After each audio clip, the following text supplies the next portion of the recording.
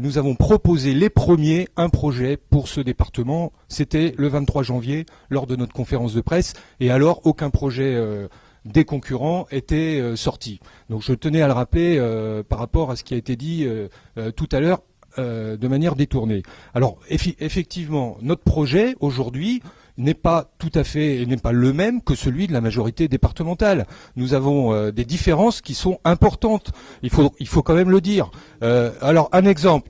Nous, plutôt que de mettre de la vidéosurveillance à la sortie des collèges, eh bien nous préférons équiper en informatique pour la réussite scolaire des enfants les établissements scolaires. Je crois qu'il ne s'agit pas uniquement de mettre un bout de tuyau avec de la fibre optique sur chaque établissement. Il faut aussi penser à ce qui va derrière pour alimenter et puis que les élèves puissent avoir des conditions de travail qui sont les meilleures. Je vous rappelle quand même qu'aujourd'hui nous avons les résultats au brevet des collèges les plus mauvais de la région des Pays de la Loire. Donc il y a bien, c'est pas le seul indicateur, mais il faut mettre tous les moyens possibles pour nos jeunes. Ensuite, sur la question des collèges, nous ne privatiserons pas les collèges. Partenariat public-privé, nous ne vendrons pas les murs de nos établissements publics à des sociétés privées. Nous ferons par l'investissement public la rénovation des collèges de la Sarthe. Ça, c'est une grande différence. Sur la politique de la jeunesse, aujourd'hui, la politique de la jeunesse, c'est du saupoudrage,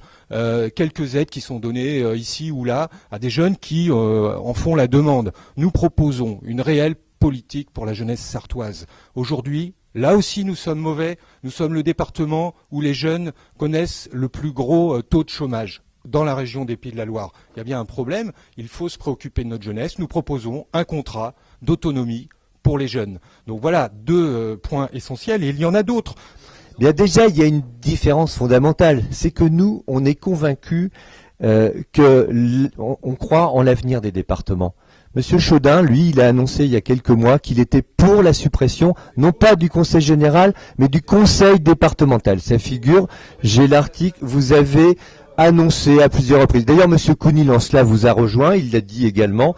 Et donc, les candidats socialistes dans la Sarthe, qui sont aujourd'hui les défenseurs du département, sont ceux qui ont préconisé, d'ailleurs comme le gouvernement, vous n'avez pas fait tellement différemment, puisque même monsieur Valls a annoncé dans son discours de politique générale, j'étais présent, qu'il supprimerait les départements. Qu'est-ce qu'on a vu? Le maintien des départements. On dit oui, mais vous verrez des grandes régions et des grandes métropoles, et on modifiera les compétences de ces départements. Qu'est-ce qu'on a vu la semaine dernière? On garde quasiment les compétences, sauf les transports. Alors voilà ce que je voulais vous dire. C'est que nous, on est favorable au département parce que c'est les garants de l'aménagement du territoire et de la proximité et de l'action. Et ça, c'est notre volonté. Qu'est-ce qui nous différencie? Monsieur Chaudin, je vous écoute depuis plusieurs semaines. C'est l'annonce d'un certain nombre de dépenses de fonctionnement supplémentaires. Et avec les dépenses de fonctionnement supplémentaires, c'est moins d'investissement, c'est plus de fiscalité. D'ailleurs, vous l'avez reconnu vous-même. Votre objectif, ce sera d'augmenter les impôts pour faire face à l'ensemble des dépenses que vous avez annoncées. Vous l'avez dit, je vous mets au défi. Voilà, vous m'avez déjà dit ça.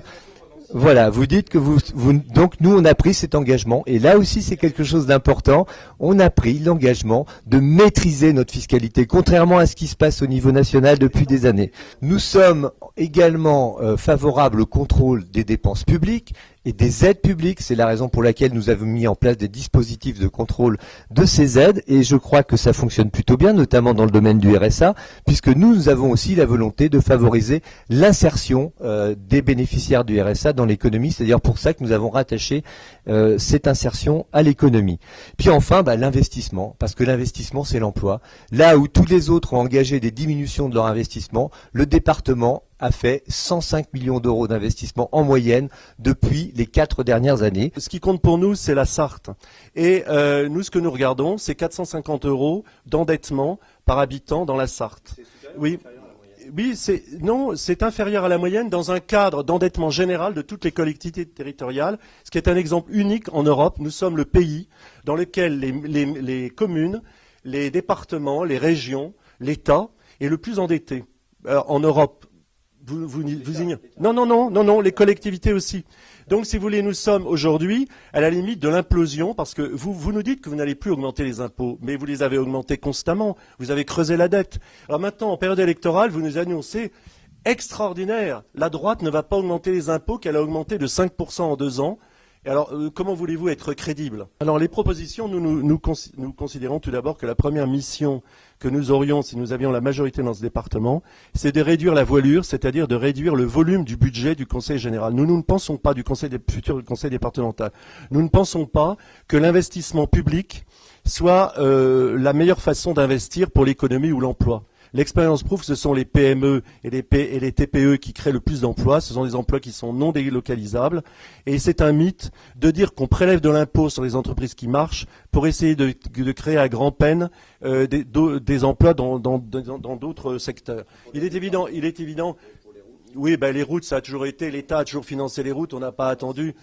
Oui, je sais, c'est le Conseil général. Mais en ce qui concernait le problème de la jeunesse et de l'insécurité dans les collèges, nous pensons que si on rétablissait la notion d'autorité dans les collèges, il y aurait bien moins d'insécurité. Ce n'est pas en payant des ordinateurs aux élèves, ce qui existe effectivement dans un certain nombre d'établissements, ou en mettant des caméras, qu'on réglera le problème de l'autorité. Parce que vous savez, il faudrait mettre à la limite un gendarme derrière chaque personne pour avoir l'autorité parfaite. Après, on ne sait pas qui garderait les gendarmes.